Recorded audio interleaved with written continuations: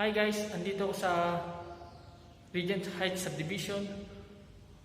Ipapakita ko sa inyo ang way from Estatua San Jose del Monte, Bulacan to Regent Heights Subdivision. At bibigyan ko kayo ng update sa construction and development ng subdivision na ito. Let's go!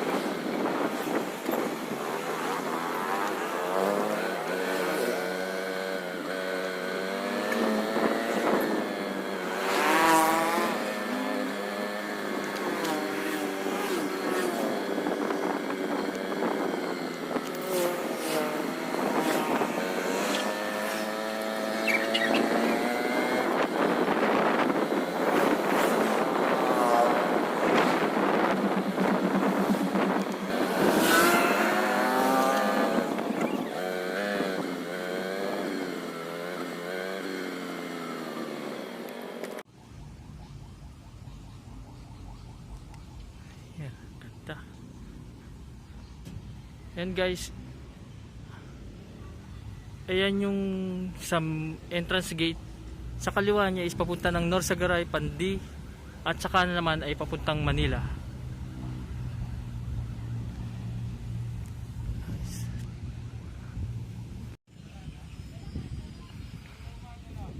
Guys, ayan na.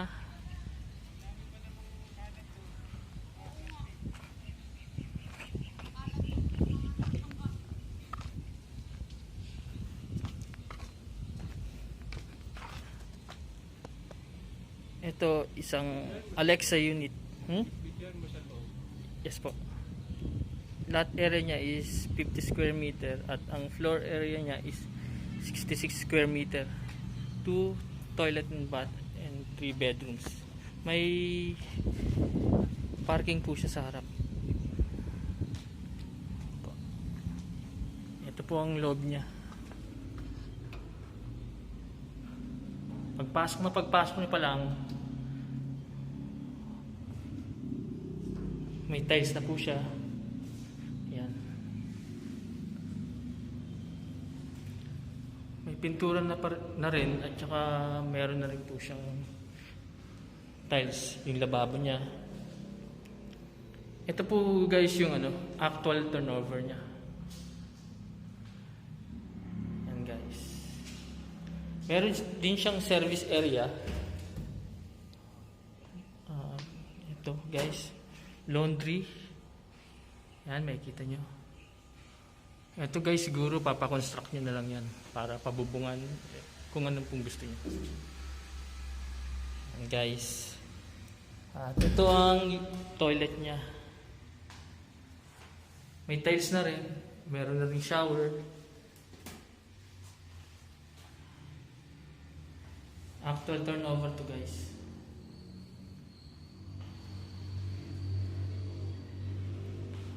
Tapos mataas yung ceiling niya.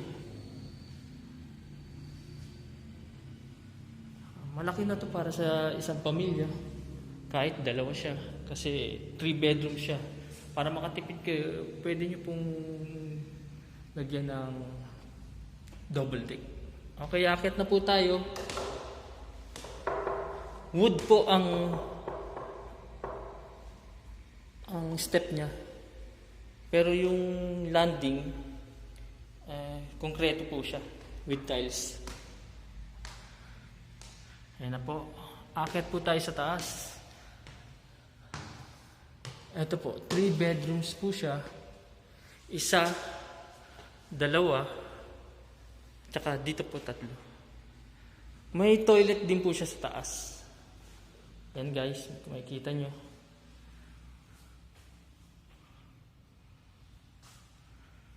Para sa isang kwarto, maluwag na po siya. May tiles po rin yung flooring niya po, dito sa taas. Dito sa second floor. Yan guys. Nakita nyo guys.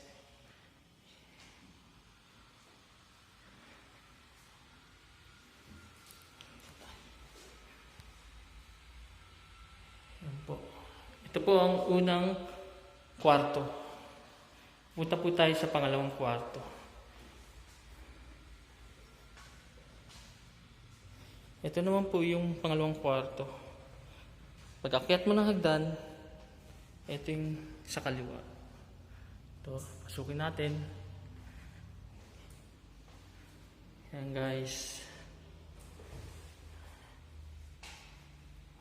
Dito tayo.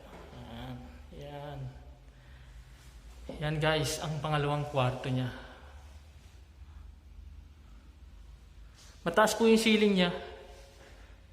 Dito sa, mas mataas kaysa dun sa baba.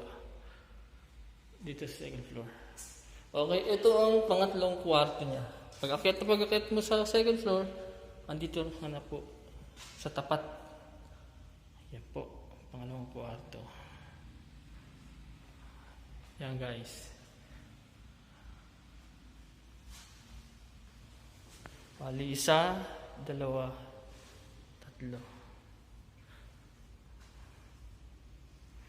Okay guys, ipapakita ko naman sa inyo ang updated construction ng Alexa.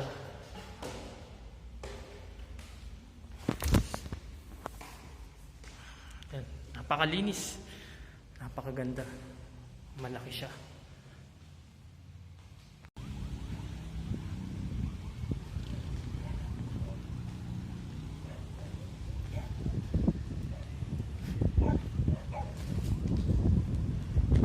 Yan guys, ito na po ang update sa construction dito sa Regent Heights Subdivision. May ilan na pong nagawang mga units. 1, 2, 3, 4, 5, 6, 7, 8, 11, 12, 13, 14, 16 units na po nagagawa nila. Ongoing pa po yan, continuous po yan.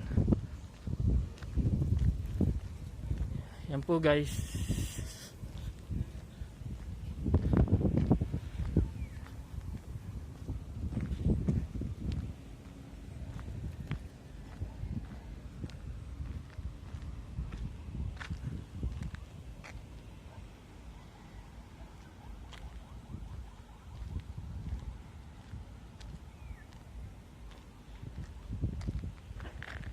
Yan. Kitang-kita nyo naman ang lupa. Pantay po siya. Hindi po siya ganun kabundok. Yan po ang nagawang units at yan po ang update sa construction dito sa Regent Heights Subdivision.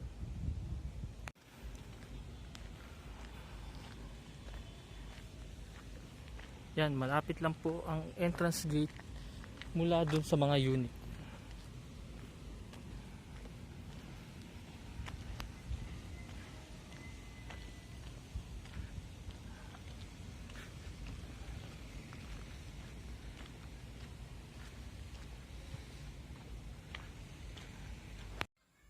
Diyan nagtatapos ang aking video dito sa Regent Heights Subdivision.